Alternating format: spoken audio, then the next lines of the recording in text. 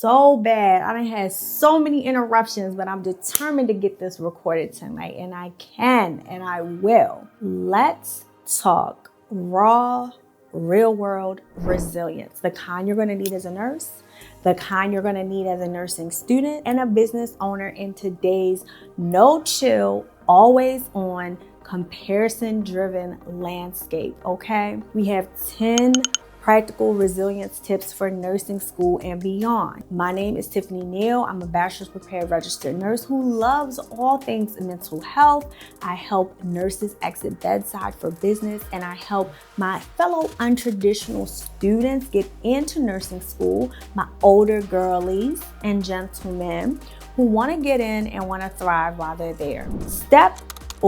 Tip number 1, curate your own crew.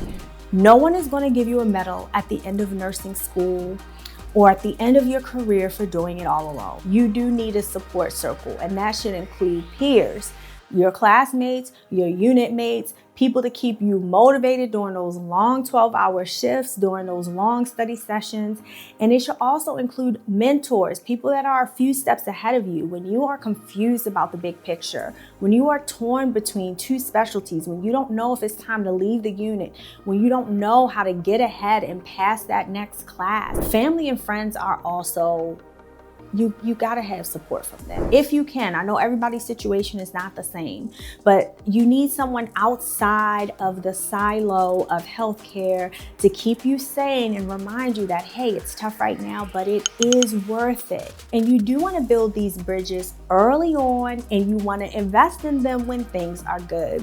I talk about this a little bit in my book, What I Wish I Knew Before Nursing School, okay? I wrote this at the end of my program. I kind of compiled my angry diary entries, my sad diary entries, my day in the life videos where I was crying tears of joy from accomplishment and crying tears of sorrow from disappointment. Avoiding stress in healthcare is like trying to avoid a thunderstorm that's been forecasted for your area. You're not going to get out of it, okay? It's better to do the preparation in advance than try to avoid it. And one of those preparations is having a good, healthy group of people around you. And I vote myself as tribute. I want you to say in the comments, what's your biggest stressor right now? What unit are you in that is really having you question, should you have become a nurse? What class is tricking you into thinking you're not going to make it through this? Because I know that you know that I know that you're going to make it through this, okay? One of the second resilient point, you have to take your self-care as seriously as you take your grades. This means moving your body. And I'm saying this as somebody who I do care about my grades. I care about academic excellence and clinical excellence in general, right? That's just how I'm built as a person. But none of that matters if you don't make it to the finish line because you have not given yourself the care that you need. You have to move your body. I know during nursing school especially, I would incorporate this into my study sessions. I have a video coming out about the different types of learners and how they can most efficiently store and recall information. And I am a kinesthetic learner. I need to be moving around a little bit to have things recorded and coded into my brain, right? So I would take walks, so I'm getting fresh air, I'm hearing the birds, I'm feeling the breeze, I'm seeing trees around me while going through my flashcards or my study guide or whatever. Another thing, you have to prioritize sleep. That's part of your self-care. You gotta move your body, you gotta prioritize sleep, because without REM sleep, especially, you're not learning new things. You're not getting the memory consolidation that you need to be able to pull out of deep storage what you need to produce on a test, what you need to produce in a, strategy for a patient. This stage of sleep, REM sleep, is when you strengthen those neural connections and integrate new information with existing knowledge that you already have. Also, you have to hydrate. Did you know that just 1% of body water loss, which is a very mild dehydration, can impair your cognitive function and it hinders memory consolidation? These things sound very basic and they used to be optional before.